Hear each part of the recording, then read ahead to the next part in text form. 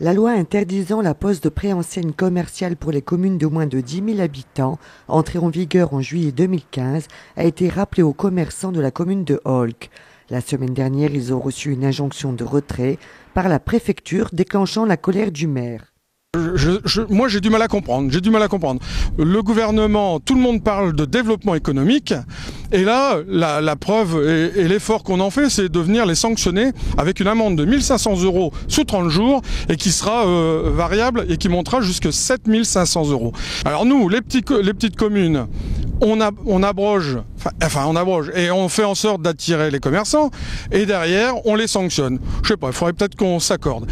Et pourquoi, moi c'est ça qui me fout en rogne, c'est pourquoi cette loi n'intervient qu'aux communes de moins de 9 900 habitants.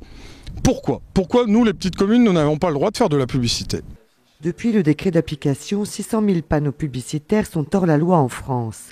Les grandes enseignes disposent de moyens de communication conséquents, mais pour les commerçants ruraux, ceci est bien différent.